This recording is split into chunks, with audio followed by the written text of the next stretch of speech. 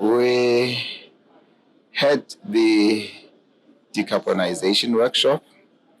The intention was for us to work on a roadmap.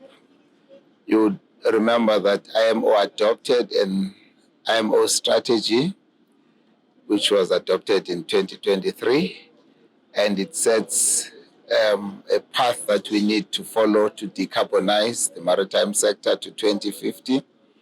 Now, we needed firstly to understand what that means and to get to the same level of understanding with the various government and industry stakeholders. So we ran a 4-day course from Monday to yesterday, Thursday, the 8th of Feb. And then today we thought we would bring a different set of people, those that are decision makers, because the training itself was for technical people. And the intention today was to engage in a discussion. So what are those building blocks that we need to observe, harvest, so that as we go forward, we build on and we put them together in what manner? I do think that the level of presentations in the room was very, very high quality. The information that was passed, the science, the strategic nature of the questions. And if that is the measure, then the workshop went very well. But I think more than that, the outcome of the workshop was that we now have got a full set of questions that we're going to then come back, create themes, send it back to those that participated and those that we think should have participated. And once we get their input, we're going to create work streams, and that is the start of our road towards the developing our own responses to what is required. Are there specific time frames that you are setting yourself or that you are chasing from an IMO perspective? Well, IMO has got its own program. The first MEPC meeting takes place in March, the second one later in the year.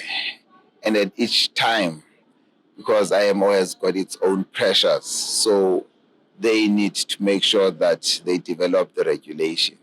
So we need to be on the same path and wavelength, because firstly, we participate in the discussion that develop those regulations. So our timeframes are largely derived out of the IMO programs.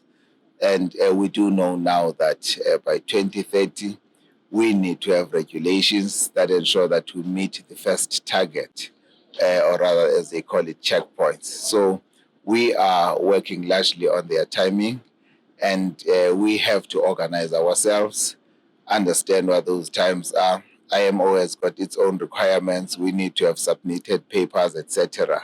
But I am sure that we're going to manage to get in line with the IMO program of work.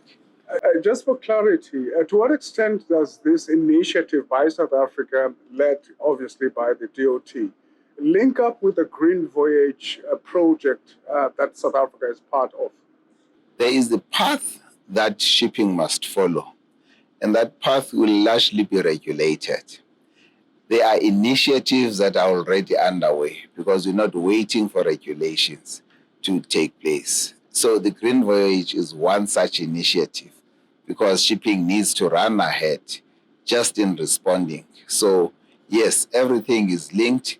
What is lagging is the regulatory development because IMO is lagging themselves. So that is the link. We do hope that the regulations will find us underway and nothing is opposing anything. So we will just align every initiative towards what regulations would be saying. And we do think that we shall have covered ground in any event by allowing ourselves to undertake these initiatives.